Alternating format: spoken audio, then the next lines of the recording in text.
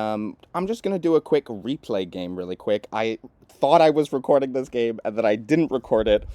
And it was a really good game though, guys. So I'm gonna show you it right now. Thank you so much to everyone who's been liking and subscribing and coming back to support the channel. Really appreciate you guys. Love you guys. So on this board we had fourth, and I think that this is a logical first pick because you get the ore and the wheat on the low ore board.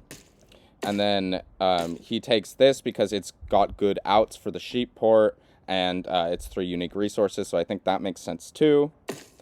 And then this guy, like, wants wheat, right? And so he wants this last wheat spot. So we end up...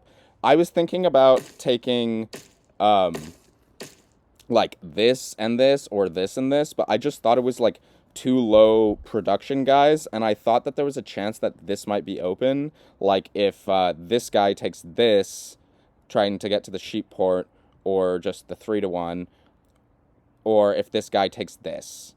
But I think, there was a solid chance that this guy took this, but what I thought was, starting with the road here, like, if I can roll a 9 early, and he points down, I can just plow him. So,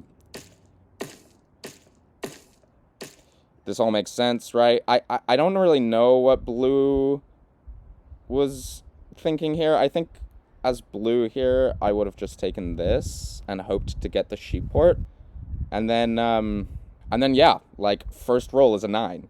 And I was, like, celebrating, but you guys can't hear me. And then a couple 8s roll, and he asked for a non-block. And we don't say anything here because he should just be robbing us 100%. He doesn't see that we're about to plow him. Right, and he thinks our setup is bad, as he says in the chat. And we do it to him, guys. We just do that. And then, yeah, so our setup is still really awkward, guys. We basically just have 3 resources, but we're looking for trades. We get our 9 roll. Now we can 4-to-1 maybe. And you see, like, I'm proposing counter offers here where, like, I'm trying to get a sheep, and he gives it to us, right? Like, the 2-for-1 on his turn, giving him the 4-to-1. I knew he had a bunch of wood, right? And then bam, we got our settle. So this game, guys. I'm gonna show you some of the best trading that you'll see anywhere. No, I mean, Dandy Drew is great trader. Ush Puppy's great trader. Even Buddy Catan, great trader. Hugh Catan, all of these guys are really good. So we get our settle, obviously. 9 gets blocked, which is, like, a little unfortunate. I think as red here, like, I might have been hitting the 10, to be honest, because I think as red you want to try to play devs, and you want to stop the wheat for your dev competition here. But he robs us. We get an ore. We get another ore. We say 0 here. We get robbed. We pick up some wood, as we will with this setup. And yeah, some sheep rolls. The 9 rolls again. That's our big roll. And yeah, we're just, like, trying to use our hand here because we don't want to 7 out. And then he's asking for, like, a trade that I want. Red, that is, but I don't want him to plow me, so I just say plow. And let's see, like, no, he wasn't close here. He didn't have the brick.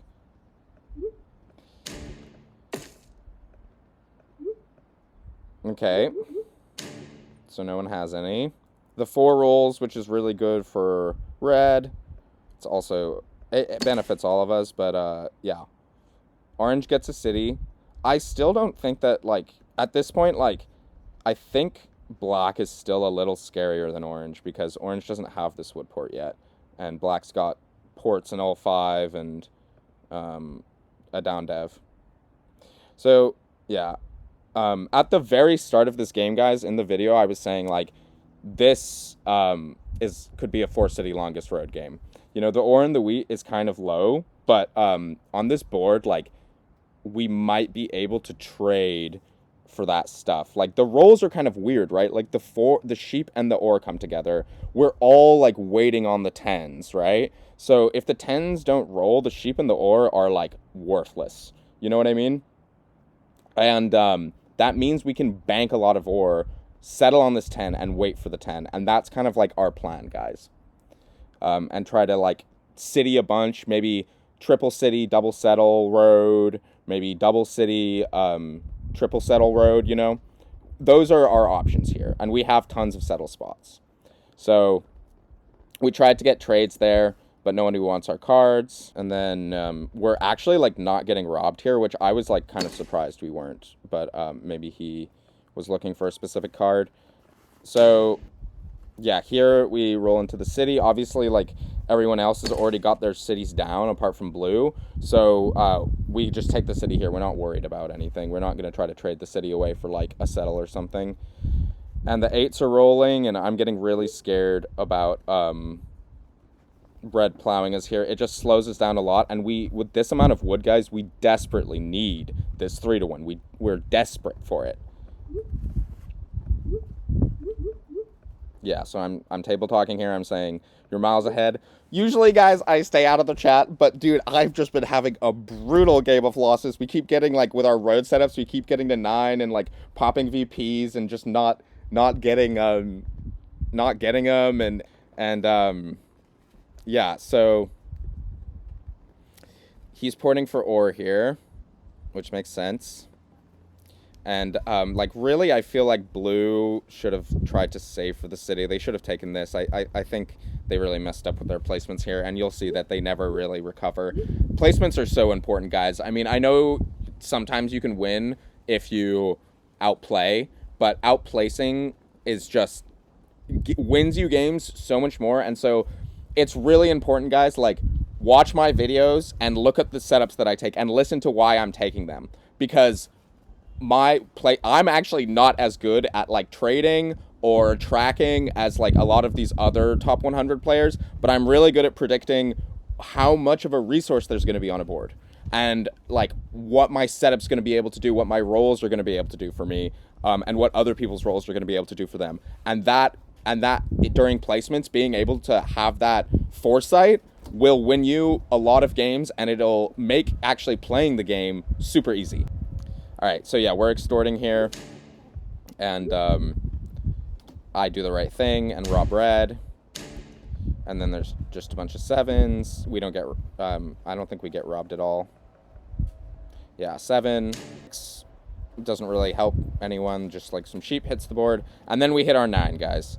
And with this hand here, you know, like you might be like, what would you do with this hand here, guys? Would you take road, you know? And he drops the road here, so he's not even competing with this spot for us, probably just because the 9 just rolled and he's worried we're going to be able to get a trade. Red is obviously just public enemy number 1, and it's just getting robbed over and over and over again. So now with this hand here, guys, what would you do? Would you take road? Would you try to trade, right? So we, you know, obviously we throw out a bunch of trades. Wood for wheat, wood for sheep, brick for the cards. We even throw out this 3-for-1 trade, and then people counter us. And I don't think we can give like blue this here. I think this is asking for trouble. I think we need to hold on to the wheat and sort of execute our plan of like 4 city longest road.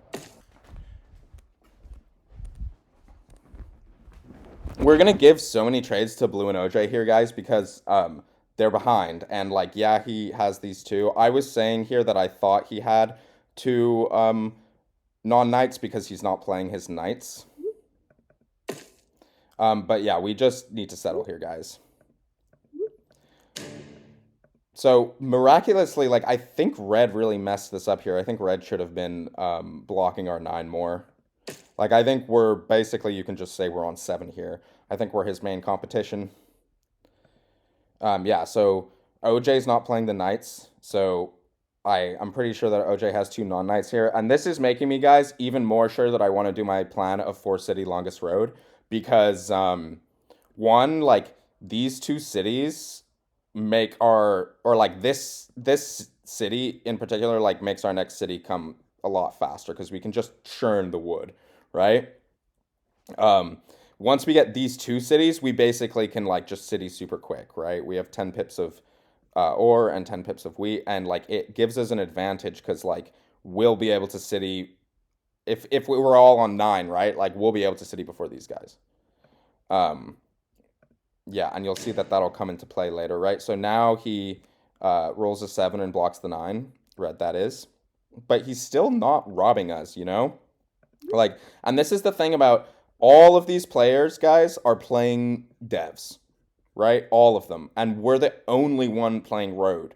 That is a great situation to be in, right? And that's another thing I was thinking about when I took this setup is that, you know, I thought red would have this, but they won't have the connect, and we'll have all of this space down here, and red will kind of be boxed in like up here.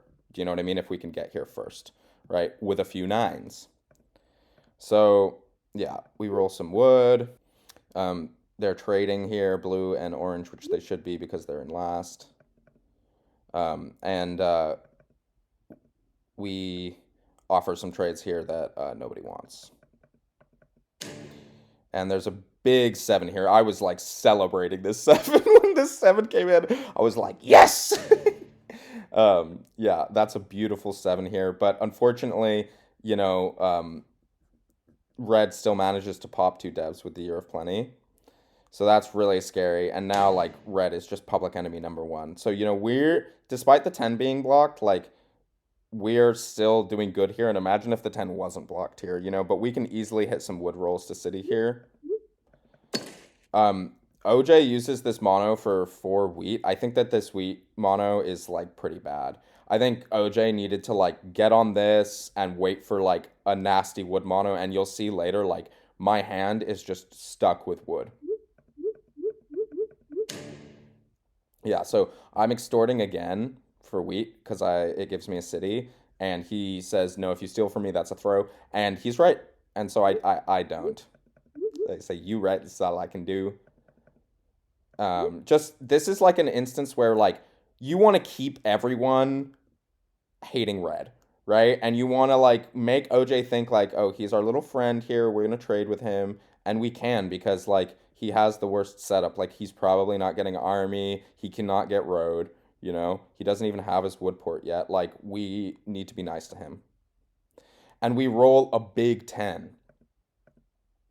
And then another 10 rolls, and there wasn't even enough wheat left. So he wants to like give these trades here, and I offer the 1 for 1, and he offers the 1 for 1, and then I offer this 2 for 1. And like imagine if we could have gotten this here for 2 cities. Like, but these are the things you need to see, guys. Like trying to get these trades. If we'd have gotten a double city there, like our game would have just been crazy.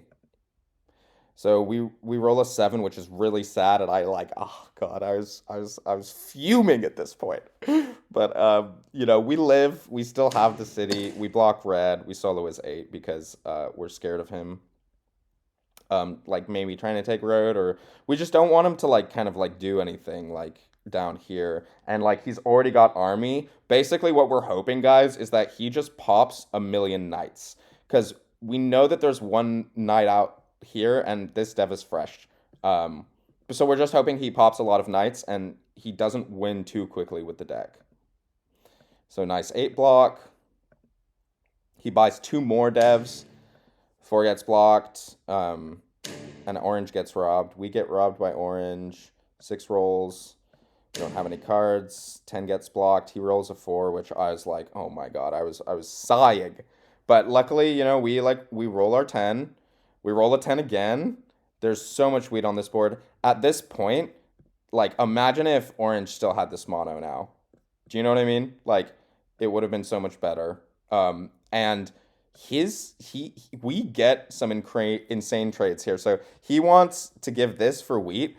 And basically what happens here is everyone accepts. Like, red accepts and blue accepts. And so I offer just the 1 for 1 so that I get the trade, right?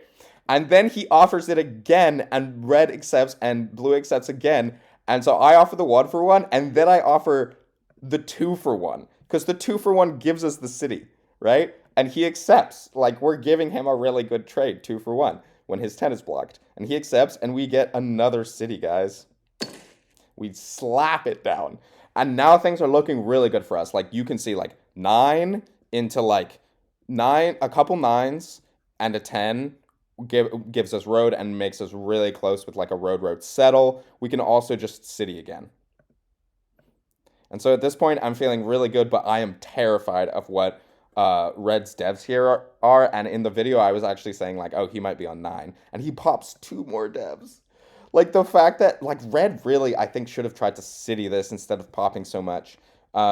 Because, like, one of the VPs is already gone for sure. And you'll see blue here doesn't actually play a knight. So 2 VPs are gone, right?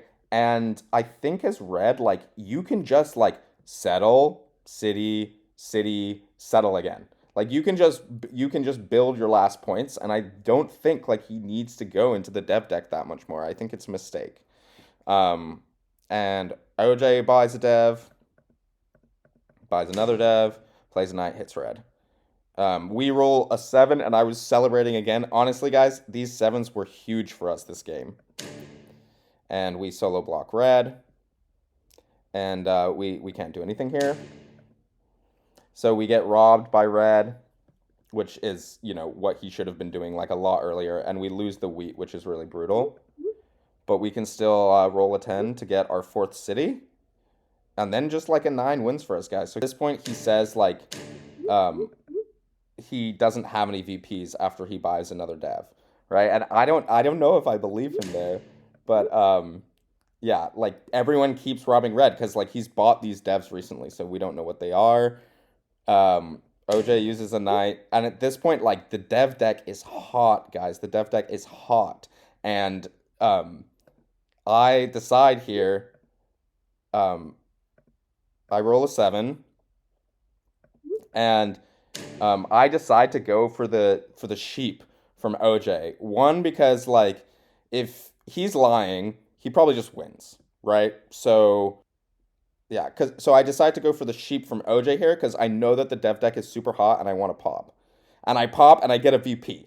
And so that is, like, you gotta think, guys, like, if he's telling the truth, right? Like, the dev deck is super hot, and, like, a lot of these times, like, players will reveal information, like, in frustration. Do you know what I mean? And so most of the time I say, like, don't believe what you read in chat, but, like, in this situation I was like, you know, maybe he's telling the truth. And if he's telling the truth, I think that these guys only have 1 VP each, and so there might be, like, 2 VPs left, and there's barely any devs. So it might be like a 2 and 8, right? Or like a 2 and 7 even. So I take that risk and I get rewarded. And now just a 9 is winning. Unfortunately, it gets blocked. And here, guys, I was freaking out. So worried that Red was just going to win. But he doesn't. And we roll a 9 and we just take road for the win, guys. And yeah, you can see here, like, Red he was telling the truth, right? He did have 2 VPs. And so we actually, like, I think we don't know if... Yeah, so he just bought that. So that might have been the second VP, but there might have been like a 3 and 8 chance or something there, guys. So I said, like, when I was recording the video, like, oh, I'm not going to pop because, you know, like, I really just need to focus on 4 city longest road. But in that specific situation, like, I knew that there was a ton of VPs. So thank you so much guys for watching here, and I'll see you in the next clip.